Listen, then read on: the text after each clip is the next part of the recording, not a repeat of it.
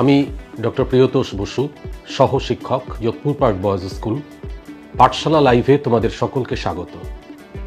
আসন্ন 2026 মাধ্যমিক পরীক্ষার বাংলা বিষয়ের প্রস্তুতি নিয়ে আজ তোমাদের সঙ্গে কিছু কথা বলবো, কিছু পরামর্শ এবং নির্দেশনা দেওয়ার চেষ্টা করব।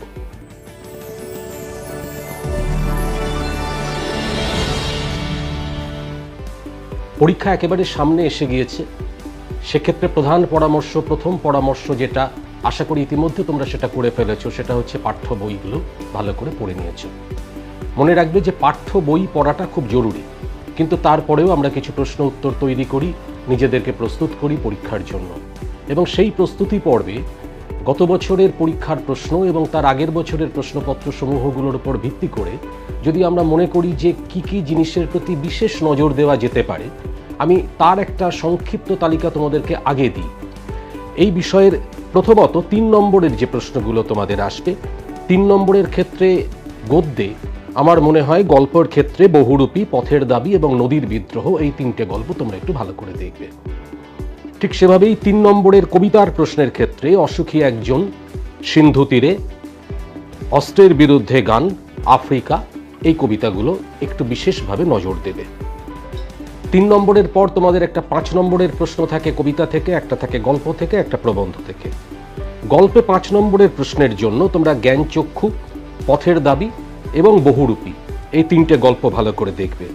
কবিতাতে আয় আরো বেঁধে বেঁধে থাকি, অসুখী একজন, সিন্ধু তীরে এবং অস্ত্রের বিরুদ্ধে গান বিশেষভাবে নজর দেওয়া দরকার।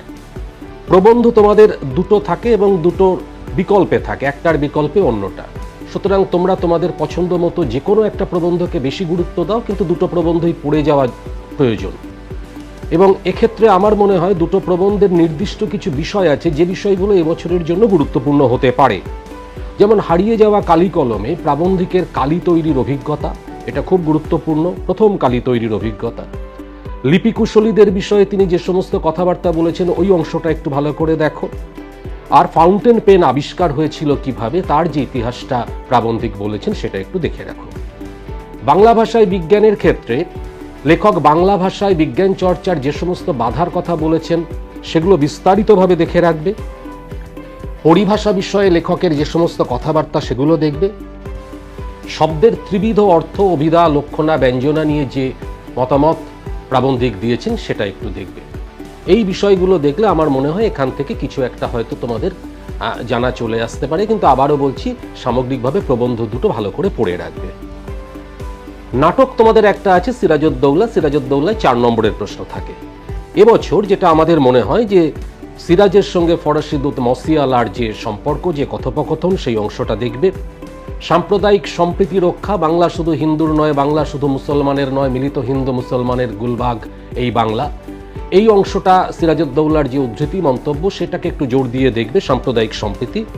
এবং ঘসেটি বেগম পর্বটা, তার বিভিন্ন মন্তব্য, তার মানসিকতা, লুৎফার তাকে নিয়ে যে প্রতিক্রিয়া, সিরাজের তাকে নিয়ে যে প্রতিক্রিয়া, এই অংশটা একটু ভালো করে দেখো।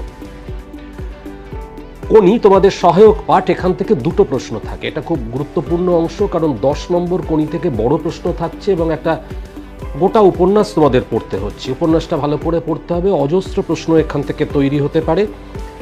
তবুও তার মধ্যে বিষ্ণুধরের একেবারে শুরুর দিকে যে ডায়েটিং নিয়ে কথাবার্তা বলা আছে সেটা দেখবে। ক্ষিতীশের স্ত্রী লীলাবতী এবং তার যে টেলারিং শপ প্রজাপতি, তা নিয়ে যে অংশটা আছে ওটা ভালো করে দেখবে। ক্ষিতীশকে জুপিটারের প্রশিক্ষকের পদ থেকে সরানোর জন্য যে ষড়যন্ত্রের কথা ওখানে বর্ণনা করা হয়েছে সেটা দেখে নিও। এবং তার সঙ্গে চিড়িয়াখানায় ক্ষিতীশের সাথে কোনির যে দেখতে যাওয়া এবং সেখানে হিয়াকে নিয়ে তার যে ভূমিকা, সেই অংশটা বিস্তারিতভাবে আলোচনায় রাখবে। সেখানে ক্ষিতীশের যে প্রতিক্রিয়ার জায়গাগুলো সেটাও ভালো করে দেখবে। জুপিটারের প্রতিযোগিতায় বেসরকারিভাবে অংশ নেওয়ার পর কোনির যে সাফল্য, ওই অংশটা ভালো করে দেখা দরকার। এবং মাদ্রাজের জাতীয় সাঁতার প্রতিযোগিতায় কোনির সাফল্য, সেখানে ক্ষিতীশের প্রতিক্রিয়া, এটা দেখবে। আর সব থেকে গুরুত্বপূর্ণ আমার মনে হয় এবছরের জন্য দারিদ্র বঞ্চনার বিরুদ্ধে কোনির যে লড়াই এবং ফাইট কোনি ফাইট, এই উদ্ধৃতিটাকে নিয়ে কোনির সামগ্রিক যে জীবন প্রবাহ সেটার ভিত্তিতে একটা আলোচনা তোমরা দেখে রাখবে। এগুলো কোনি থেকে খুব গুরুত্বপূর্ণ হতে পারে এবারের জন্য। তোমাদের খুব মাথা ব্যথার কারণ থাকে আরেকটা জায়গা, সেটা হচ্ছে প্রবন্ধ। প্রবন্ধে সাধারণত 10 নম্বর থাকে এবং 10 নম্বর 400 শব্দ কম বেশি লিখতে হয়। তো এইবারে খুব প্রচলিত প্রবন্ধই তোমাদের আসে পরীক্ষাতে, অতএব ভয় পাওয়ার কিছু নেই। বিজ্ঞান বিষয়ে একটা প্রবন্ধ থাকে, সেখানে বিজ্ঞান ও কুসংস্কার, পরিবেশ দূষণ, পরিবেশ রক্ষায় ছাত্র সমাজের ভূমিকা, এই ধরনের রচনাগুলো দেখে রাখবে। সমাজ জীবনে মেলার প্রয়োজনীয়তা এবং সমাজ জীবনে উৎসবের প্রয়োজনীয়তা দেখে রাখবে। বাংলার উৎসব, তোমার দেখা একটা মেলার অভিজ্ঞতা, এগুলো দেখবে। গত বছর আত্মকথা থেকে কোনো প্রশ্ন আসেনি, সুতরাং এবছর একটা প্রত্যাশা করা যাচ্ছে যে আত্মকথা থেকে প্রশ্ন এলেও আসতে পারে। সেক্ষেত্রে কলমের আত্মকথা, পুরনো বইয়ের আত্মকথা, নদী, জীর্ণ বাড়ি ইত্যাদির আত্মকথা একটু দেখে রাখা যেতে পারে। এগুলো হচ্ছে খুব সংক্ষেপে এবছরের পরীক্ষার জন্য বিশেষ নজর তোমরা যেখানে দিতে পারো। কিন্তু আবারও বলছি, এটা কোনো সাজেশন নয়, এটা হচ্ছে আমাদের একটা অভিজ্ঞতা, পর্যবেক্ষণের উপর ভিত্তি করে যে যে বিষয়ে আলাদা নজর দেওয়া যেতে পারে তার একটা নির্দেশনা তোমাদের জন্য। সামগ্রিকভাবে গোটা বই পড়াটাই তোমাদের একমাত্র রাস্তা এবং সর্বশ্রেষ্ঠ রাস্তা। কারণ মনে রাখতে হবে যে তোমাদের 36 নম্বর এমসিকিউ এবং এসএকিউ থাকবে, সেখানে কিন্তু কোনো সাজেশন কাজে লাগবে না। এই কিভাবে পড়বে সেটা যেমন বলা হলো, এবার কিভাবে লিখবে তা নিয়ে দু চারটে কথা তোমাদেরকে বলে দিই। প্রথমত, যখন তোমরা এমসিকিউ এর উত্তর করবে, এমসিকিউ এর 17 নম্বর থাকবে, সেখানে এমসিকিউ এর সবসময় শুধুমাত্র সঠিক উত্তরের সংখ্যাটা চিহ্নিত করে দেওয়া কিন্তু যথেষ্ট নয়। মনে রাখতে হবে তার সঙ্গে যে অপশনটা থাকবে, যে বিকল্পটা থাকবে, সেটাও লিখবে। ধরা যাক ক তপন, এখানে ওই ক তপন পুরোটা দিতে হবে, শুধু ক লিখে চলে যাবে না, তাহলে কিন্তু পরীক্ষকের হাতে লেখার কারণে বুঝতে অসুবিধা হলে তোমাদের নম্বরটা নাও পেতে পারো তোমরা।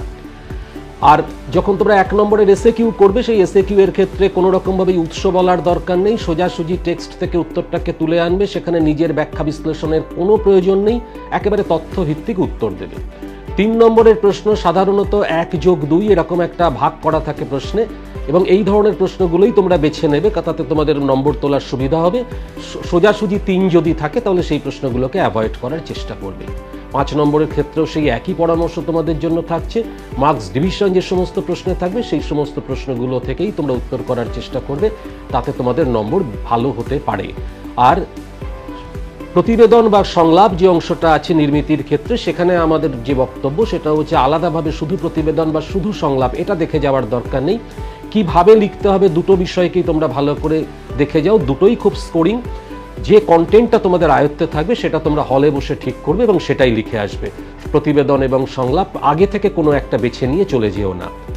বঙ্গানুবাদে 4-এ 4 পাওয়ার সুযোগ থাকে, সেক্ষেত্রে আমাদের পরামর্শ হচ্ছে তোমরা 4টে যে বাক্য থাকে, সাধারণত 4টে বাক্য থাকে, 4টে বাক্যকে একেবারে 4টে আলাদা লাইনে শুরু করবে, কারণ 4টের জন্য আলাদা মার্কস দেওয়া থাকে। সেটা প্রশ্নে তোমরা দেখতে পাও না, কিন্তু খাতা দেখার সময় পরীক্ষকদের জন্য সেই নির্দেশনা সাধারণত থাকে। রচনা যখন লিখবে অবশ্যই সেটা পয়েন্ট করে লিখবে, ভূমিকা উপসংহার থাকবে, মাঝখানে বিষয়ভিত্তিক প্রয়োজন অনুসারে পয়েন্ট করবে। এটা হচ্ছে সামগ্রিক তোমাদের যা আলোচনা তোমাদের জন্য করা দরকার। তার সঙ্গে আর যে কথাটা বলবো, যে কালির ব্যবহার, নীল কালি ব্যবহার করবে, কালোও করা যেতে পারে, সাধারণত লাল এবং সবুজ ছাড়া যে কোনো কালির ব্যবহার করা যেতে পারে। নীল কালির পরামর্শ বিশেষভাবে দেওয়া হচ্ছে কারণ খাতা পরিচ্ছন্ন দেখতে লাগে, আন্ডারলাইন করার জন্য কালো কালি ব্যবহার করতে পারো। মার্জিন রাখবে খাতাতে সবসময়। এবং আরেকটা খুব জরুরি কথা বলে দিই, যে প্রশ্নগুলো উত্তর লেখা শুরু করবে যেন সমস্ত উত্তরগুলো এক জায়গায় থাকে। মানে ধরা যাক কোয়েশ্চেন নাম্বার 2 এসএকিউ এর উত্তর লিখছো, এরকম যেন না হয় যে দ্বিতীয় পৃষ্ঠাতে তোমার 4টে প্রশ্নের উত্তর থাকছে, আবার দেখা যাচ্ছে 3টে প্রশ্নের উত্তর গিয়ে 7 নম্বর পাতায় থাকছে। এটা করবে না। যখন তুমি 1 লিখছো, সমস্ত 1-এর উত্তরগুলো এক জায়গায় থাকবে, 2-এর উত্তরগুলো এক জায়গায় থাকবে, 3 এক জায়গায় থাকবে। সেটা আগে পরে হতে পারে, কারণ তোমাদের যে উত্তর লিখতে সুবিধা হবে, যে প্রশ্নগুলো তোমাদের আয়ত্তের মধ্যে আছে, সেগুলো নিশ্চয়ই তোমরা আগে লিখবে। এবং সব সময় মনে রাখবে যে সময় যথেষ্ট থাকবে, তাড়াহুড়ো করার কোনো জায়গা নেই। উত্তর লেখার পর রিভিশনটা কিন্তু দেবে। আশা করি যে আলোচনা আমরা করলাম, এই আলোচনা তোমাদের কাজে লাগতে পারে। এবং আবারও বলছি যে পাঠ্য বই পড়ার কোনো বিকল্প নেই। মন শান্ত রাখো, সংযত রাখো। জীবনের প্রথম বড় পরীক্ষা দিতে যাচ্ছ, এবং বোর্ড সবসময় এমন প্রশ্ন করে যেটা ছাত্রদের জন্য সাহায্য করতে পারে। কখনোই কোনো কঠিন প্রশ্ন মাধ্যমিকে আসে না। বোর্ডের যে টেস্ট পেপার প্রকাশিত হয়েছে, সেই টেস্ট পেপার সলভ করো শেষ মুহূর্তে। ব্যাকরণটা ভালো করে দেখে নাও, ওখানে অনেকগুলো নম্বর থাকবে, যেন নিখুঁত নির্ভুল হও। এবং আশা করি এই পরামর্শ মেনে তোমাদের ভালো হবে। সকলের পরীক্ষা ভালো হোক। আজ এই পর্যন্ত।